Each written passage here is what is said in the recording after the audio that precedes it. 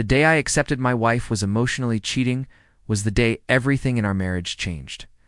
It wasn't a sudden explosion, more like the slow, creeping realization that the person sleeping next to you has built a secret world without you. It started subtly. She was always on her phone, smiling at messages that weren't from me. Late-night texts became the norm, always explained away as just a friend from work. But the emotional distance was what really hurt. It was like a glass wall had gone up between us. I'd try to talk to her about my day, and she'd give one-word answers, her eyes glued to her screen. The laughter we used to share was now reserved for someone else, a digital ghost in our home.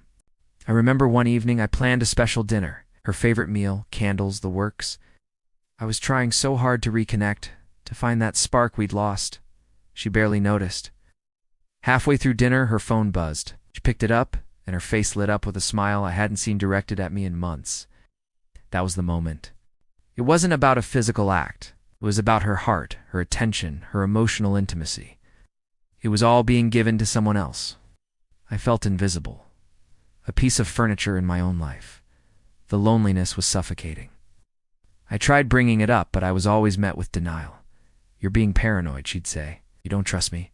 It was classic gaslighting, making me question my own sanity. But you can't ignore your gut forever. The evidence wasn't in her phone records. It was in her eyes.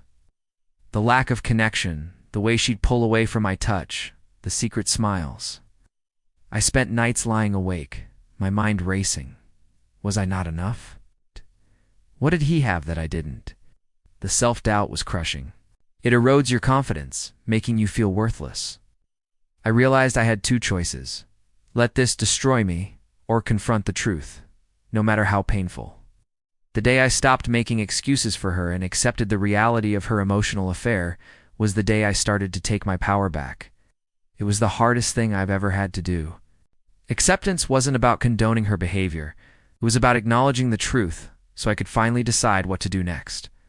We had a long, brutal conversation, where tears, anger, and painful honesty. She admitted she'd developed a deep emotional connection with a coworker. She said she felt neglected and unheard in our marriage, and this other person filled that void. It didn't excuse her actions, but it gave me a piece of the puzzle I was missing. We had both contributed to the distance between us, even if her way of dealing with it was to seek comfort outside our marriage. We decided to try marriage counseling. It was a long shot, but our history, our family, it was worth fighting for. The journey to healing is not linear. There are good days and bad days. Trust is a fragile thing, and rebuilding it takes immense effort from both sides. For us, the shift happened when we both committed to radical honesty. We learned to communicate our needs, our fears, and our disappointments without blaming each other. It's a slow process, like learning to walk again after a serious injury. If you're going through something similar, please know you're not alone, and your feelings are valid. Don't let anyone make you feel crazy for what your heart knows to be true. Seek support, whether it's from a therapist, a trusted friend, or a support group. Taking that first step to acknowledge the problem is the first step toward healing, whether that means rebuilding your relationship or finding the strength to walk away. Thanks for listening to my story.